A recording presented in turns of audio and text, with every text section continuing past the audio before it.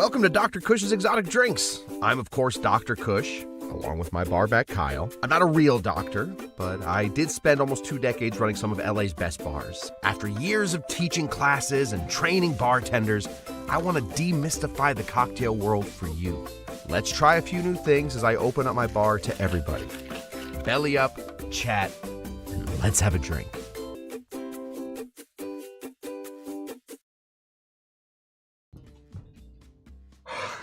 Welcome, everybody, to Dr. Kush's Exotic Drinks. I am Dr. Kush. We are here on a momentous day.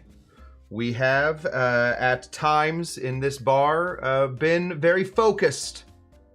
We have been, at times in this bar, very scatterbrained. We are about to get back to our focus part of the hero's journey. We are about to absolutely lose something so that we can gain something. We are going to lose the freedom to create any cocktail that we want so that we can get the benefit of learning all about a fabulous version of cocktails. And that version is called, you guessed it, the Fall of Fizz. It begins! It begins! We are here at the Fall of Fizz. We finally had a day where if I wanted to, I could have worn a sweater. I instead wore shorts, but don't worry about that. That's just me. But it is fall here now across the world and in this nation itself. We have crossed past the summer solstice and are now on our way back down to starting this show when it is dark outside. Not my favorite thing to do. However, the Fall of Fizz will hopefully get us through all of these freaking leaves falling upon our head. That's what we're doing today. We're going to start off with, you can't start off with anything else, guys. On this Wet Wednesday, I hate that I have actually absorbed that into the show. On this Wet Wednesday, we are going to be starting with the granddaddy of them all. We're going to do a Gin Fizz. Now, this is a very simple cocktail, but sometimes it's okay to do very simple cocktails, but do them correctly. And that's what we're doing today. We're going to do a Gin Fizz. We're going to do it as correctly as we can. Now, I don't carry Old Tom gin at this bar. I think it is, and let me say this to the camera, disgusting. However,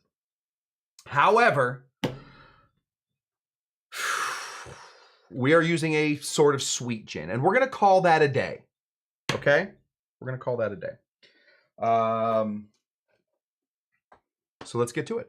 First of all, before we say this, let me say hello to, if I could just give a little disclaimer on what's going on. So you guys noticed I wasn't here. Usually I'm here on Tiki Tuesday. I had an incredibly difficult travel day yesterday. I was flying in from a little town. It's like an American English settlement. They named it after one of their towns, York. This is like the newer version of it. I was out there on an island called Mannahatta, hanging out at a great little bar called Attaboy. Funny story. Attaboy does not have a menu. So what do? You have to talk to the bartender and tell them what you want. I, of course, told them, listen, what I'm looking for is to see how Attaboy handles like a tiki drink. I gave him 2 different rums that I was looking for. I wanted like some Dr. Bird and some really interesting, crazy version of a Martinique. And then, build like a fun drink around it. They built me one and they called it, and get this, the Puka Punch. They just made me a Puka Punch. And I am from Los Angeles.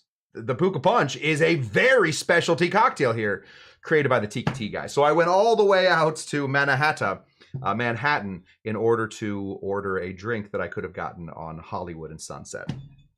Anyway, I had a really rough travel day. I was unable to even post about not making it to the show. That's why we're here on Wednesday, and we will be back here tomorrow on Thursday, and we will go from there. Are we all caught up? I think we're all caught up now. Let me say hello to the people. One more thing. All of my cameras crashed moments before, so I lost some of your comments. So we're starting here. So whatever happened to put DC Debbie Clark, winner of the 2023 Kushtucky Derby, in some sort of turbulence, stop it. Stop it right now. I don't want to hear any more about DCW Clark experiencing any kind of air-caused bumpage. Please stop that. Kyle Tender's here. Yay, Kyle Tender is here. Playing with Kylie all day today. Adorable, those two. They both eat the exact same way, like they've never eaten with their hands before and are just discovering it. It's kind of gross if you think about it. Bon Bon is here. Happy Wednesday to you, Bon Bon. How is the kit? Asked Davey Virgil. I assume earlier he said heyo, but that's all I know. We got to start a Kylie cam. We should get a Kylie cam. We'll talk about it. Bon Bon putting up all of the good representations for my orgeat. I believe that my orgeat is not only the simplest, but also a darn good one. A darn good one. Is it the best orgeat? It is not. But is it the easiest and the one that you're definitely going to make if you need to make an orgeat cocktail very quickly? It is. Very good. Here's one of Du Bois. It's Scott Du Bois. Good to see you, Scotty. If Kylie's happy, she's going to tell her friends, then you will need to up your neck. Oh, you'll be up to your neck in raccoons. We don't want that. One is fine. One is just fine. Good evening to Shawnee Panabaker. Good to see you, pal. Always a pleasure, never a chore. Here's my good friend, Paul. We all missed him. When Paul's not here, there is an outcry. Where is Paul? Everybody says, wow. Where's Paul? Wow. Wow. Wow. Wow. Good to see Paul. Let's see. What is the PSL cocktail equivalent? What the hell is the PSL? I don't know, Scotty Du Bois. We're going to have to figure something else out. Is that something up here? I don't know. Falernum and anything. There we go. Look at this. Look at how much velvet falernum we have all of a sudden. Look at all that velvet falernum. I took all my falernums. I took all the Bon Bon Cocktail Dude falernums and we velveted them. So now I have a lot of velvet falernum. I'll let you know how they stick around.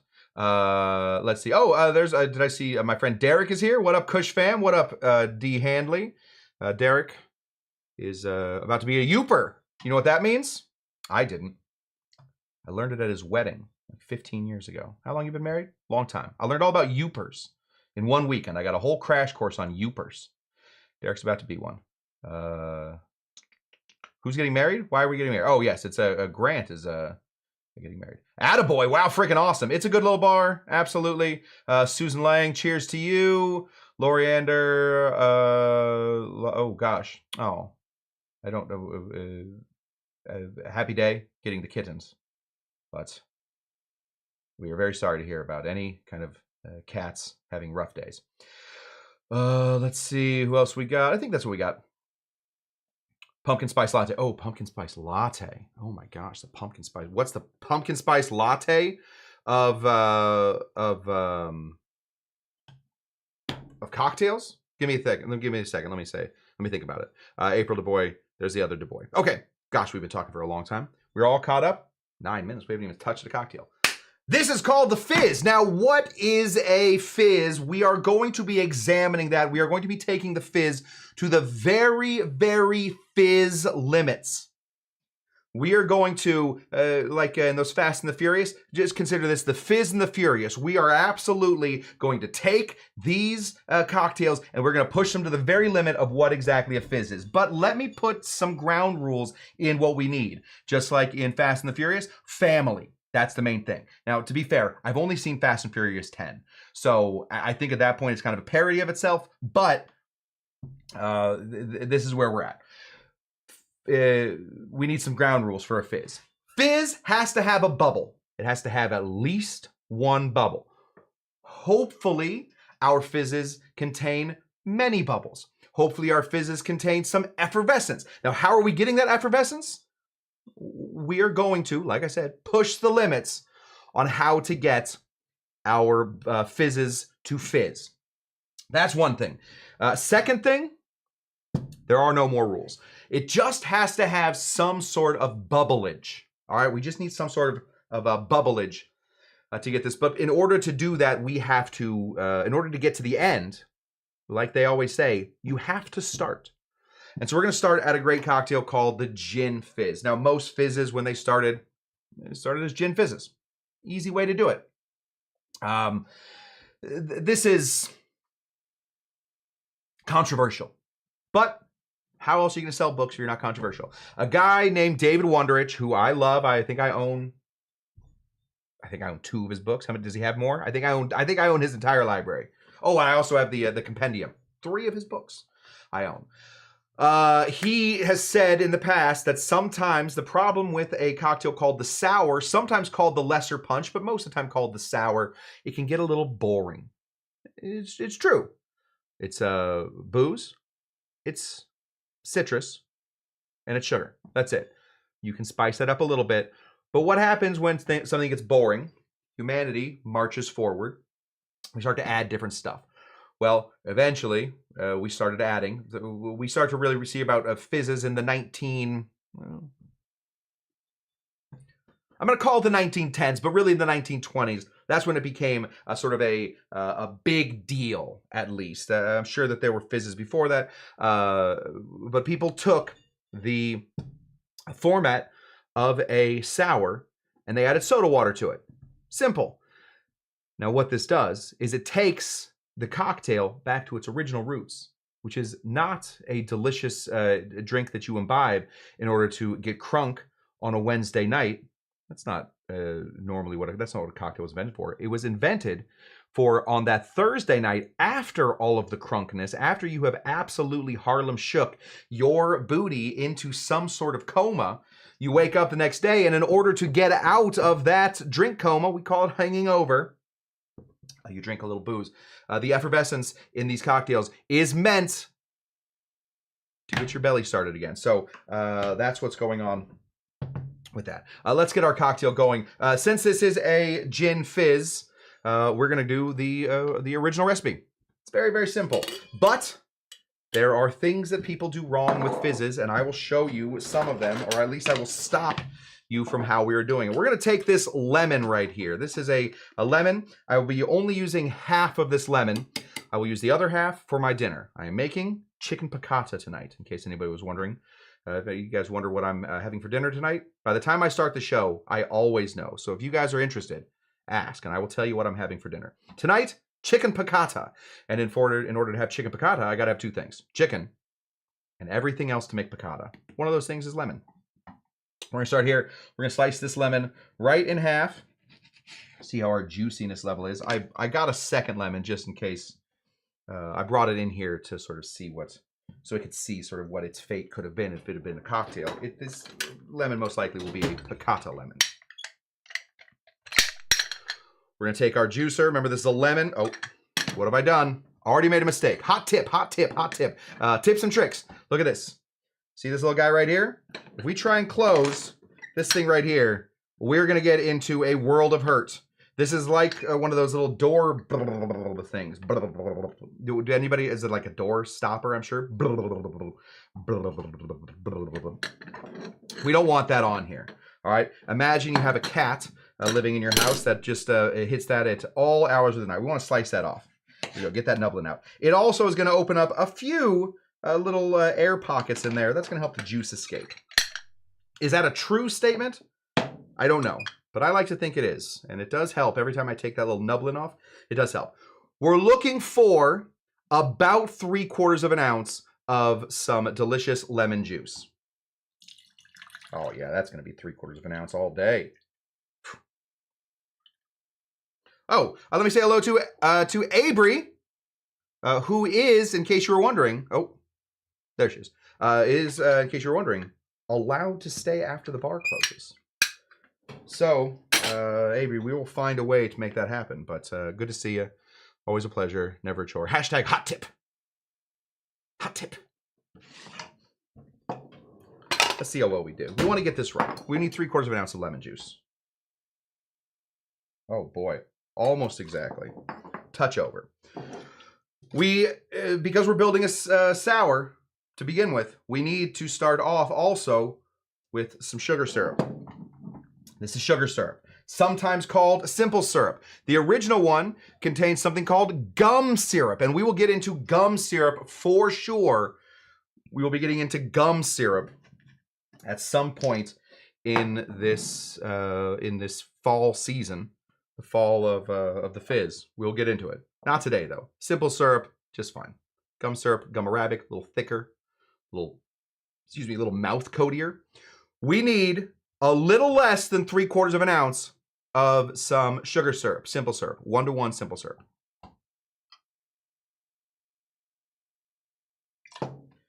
Just like a little bit more sour than sweet. That's the big idea. In case you were wondering what the big idea was, that's the big idea.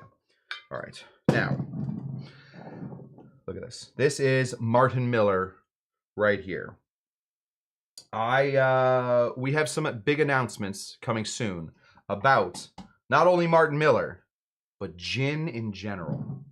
Gin in general. And we will tell you more about that as they come, but check out Martin Miller right now. Delicious. This is kind of a sweeter gin. It's a London, I don't know, does it even count as a London dry gin? It doesn't say anywhere. This is, I guess, an England-Iceland gin. I don't know. It's a little sweeter than a normal London dry, which is going to be fine for us. That's why we put a little bit less sugar in there. We need 2 ounces, all right, folks? Strap right in. We need 2 ounces of some gin, all right?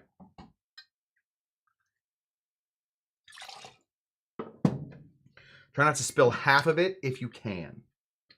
Try not to spill half of it, if that's possible for you. Unfortunately, that was not possible for me. So now I have gin on my bar.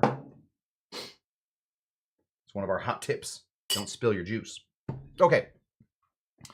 This right here, my friends, is a sour. If you are done, if you are bored, if you are an insane alcoholic, but you need to have a cocktail, this is fine to drink. All right, you can drink this. It'll be just fine. It'll be a cocktail. But that's not what we're here for. We want to add a bunch of ice. Lots and lots and lots of ice. There we go. 3 whole camera angles full of ice. That's what we're looking for. We're going to take this and we are going to give this a shake. Close, back and forth, up and down. Now, the original gin fizz, it was said, there are some legends around this. I'm going to tell you the first legend right now. The legend about the fizz was that it was meant to be shaken so many times that bartenders would get headaches. That's what they would say. They would say headaches. All right, are they saying like headaches like, oh, you're a pain in my neck? You're giving me a headache, kid. You're hit the bricks. They're not saying actually hit the bricks. They're saying keep walking. You are being annoying, and now you are giving me an annoying situation going on. They would actually, when the fizz really took off, they would hire extra bartenders to sit behind other bartenders, usually called shaker boys, and they would shake a fizz so much that basically it would be an explosion of I don't know. I don't really have a thing that it did. They would shake it a ton, right? They would just shake and shake and shake and shake. We're gonna do that. So we got to get this really shaken up, and then we're gonna pour it out. Don't worry about the then. Let's really shake it up.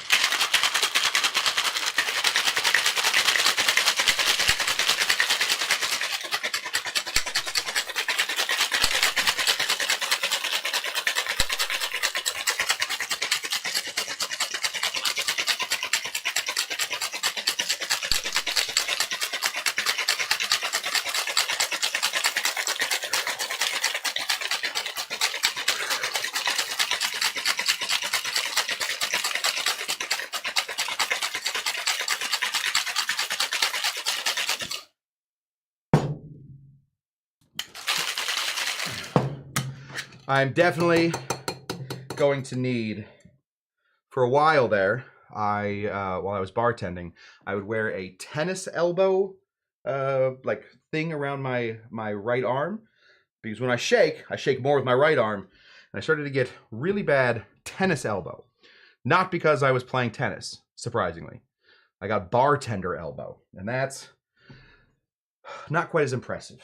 If Pete Sampras had been a bartender and not a championship tennis player, we may not know as much about Pete Sampras. Depends on what cocktail he created. I mean, did he create the Gold Rush? Maybe we know more about it. Look at this. Look at this. Take a look at it. Right there. See that? This is what we need. This guy right here. This is a Hawthorne strainer. I want you to look at this. Look at this right here. Now, I know it's tough to see. This is the only glass. We have to get some fizz glasses coming our way. But this is the only glass that will work for a fizz like this. This is a zombie glass. So just trust me. If this was clear, you'd be able to see it. But even without it being clear, look from the bottom. I want you to notice something. No ice. Zero ice. I'm going to take this super well shaken cocktail. Look how frosty that is. Look, those are my hands. This is what we want. We're going to pour this directly in to here.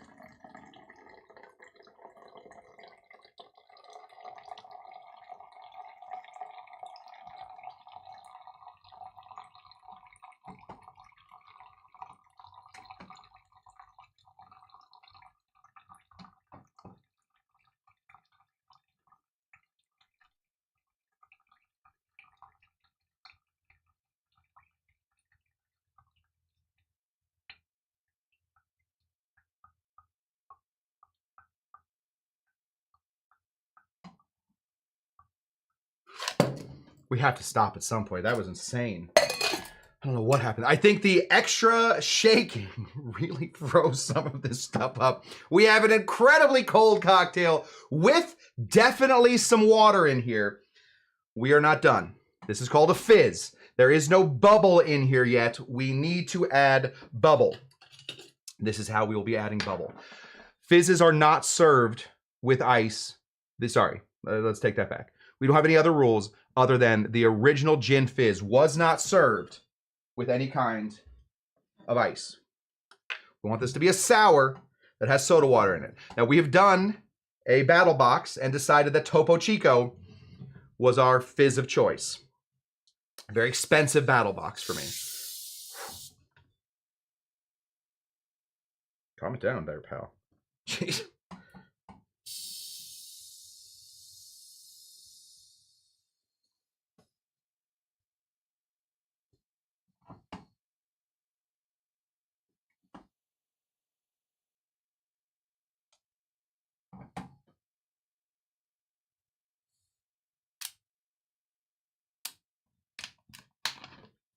Excellent. Takes a while. Okay. We have, in some people's eyes, I'm sure that there are some of you saying, Kush did it wrong. He absolutely did that wrong. Put the bubbles on the bottom. That's correct. That is correct. Put the bubbles on the bottom. But if we want to do this right, we're going to find a way to get the bubbles to the bottom instead. So we're going to take our slotted spoon. You see this little guy? See these little ridges right here? Right there? What are those for? Those are to help gripping a little bit, but not fingers. No, no, no. Meant to grip liquid. We're going to take our soda water and we are going to slowly pour this soda water down the spoon so that it follows that spoon and gets right in to the bottom of that drink. This is going to be a skill that we're all going to have to learn during this fall of fizz. We want this to travel down the side of our spoon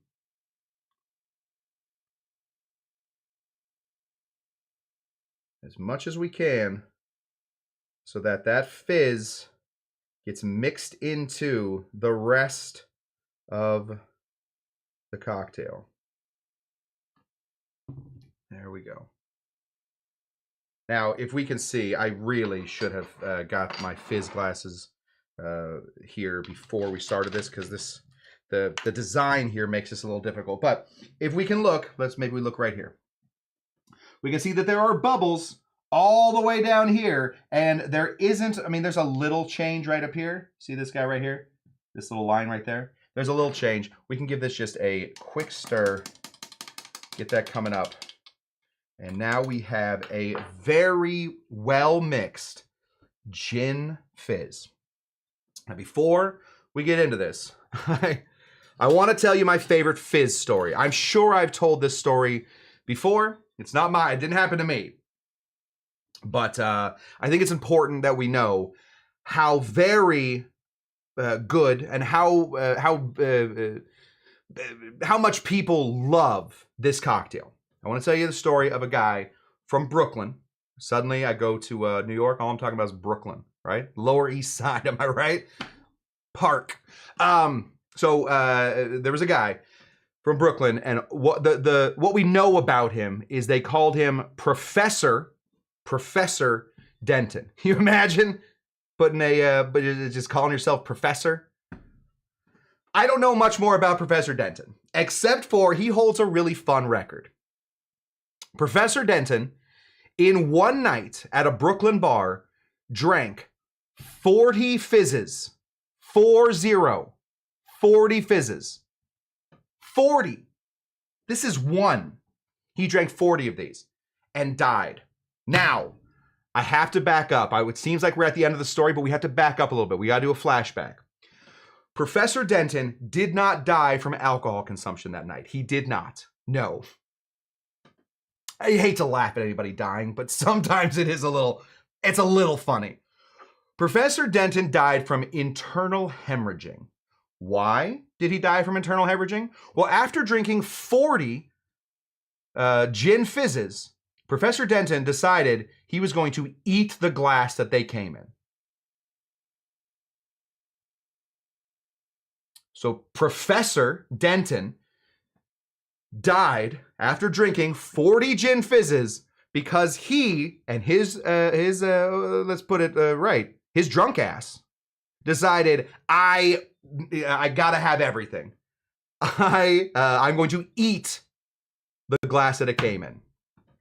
Died of internal hemorrhaging. Anyway, when you drink a fizz, I think it's important that you remember Professor Denton and maybe only have 38.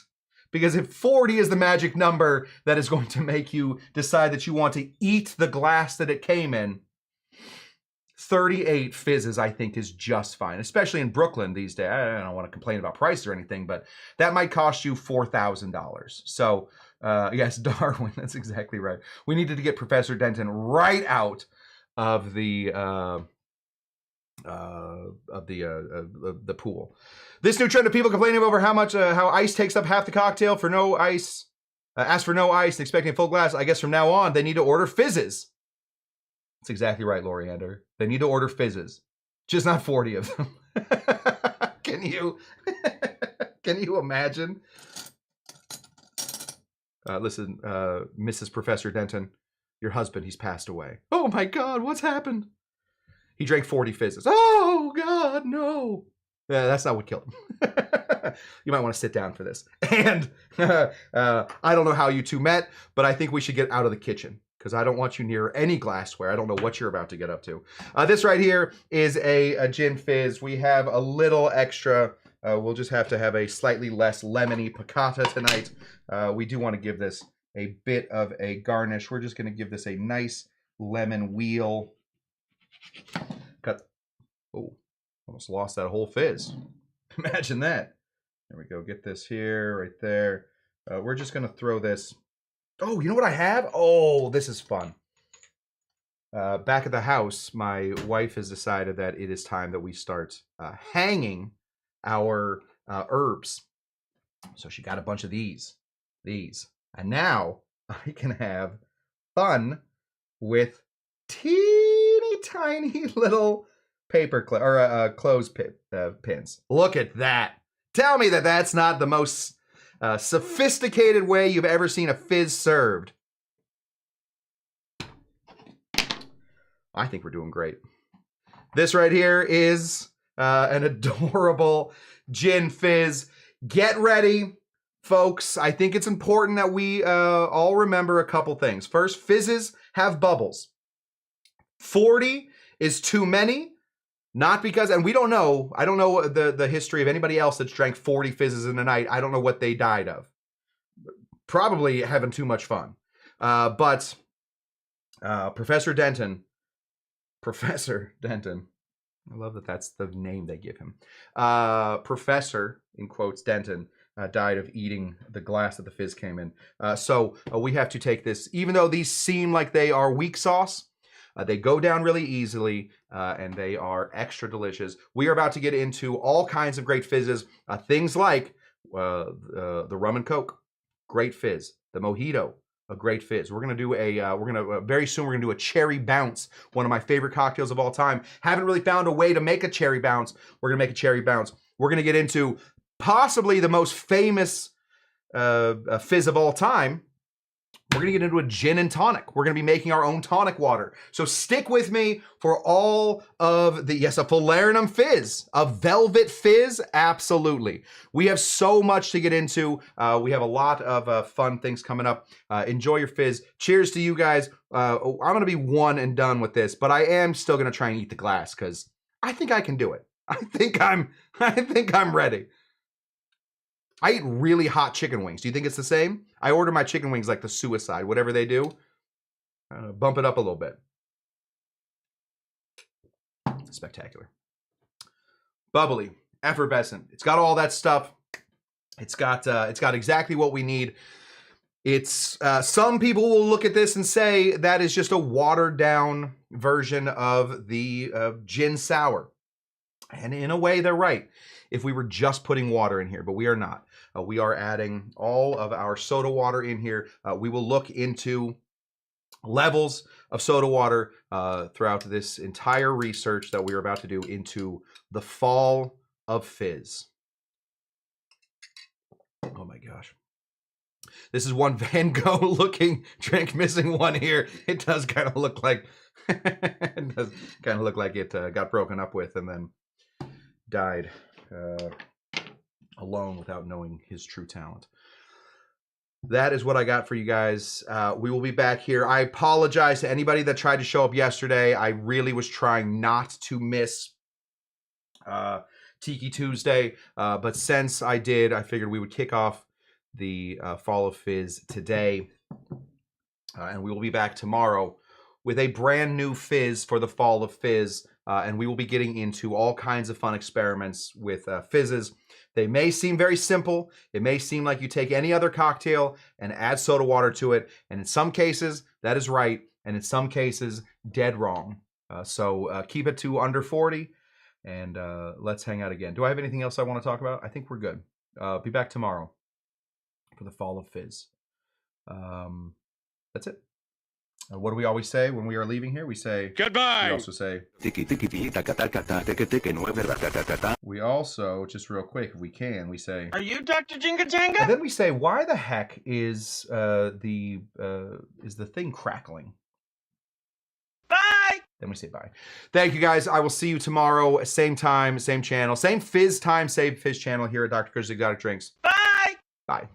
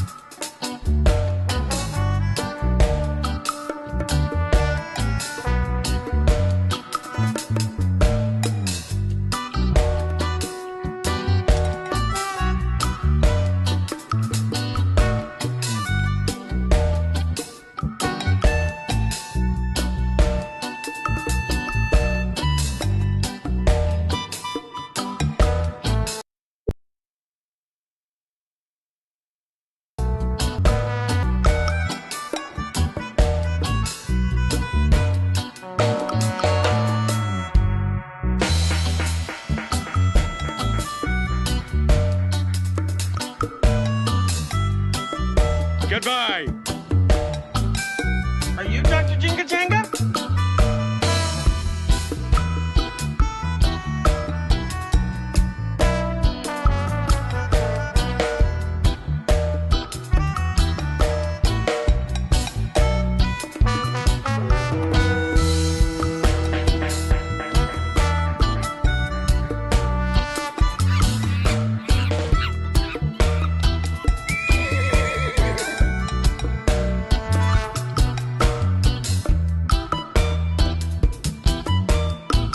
funny. I'm funny.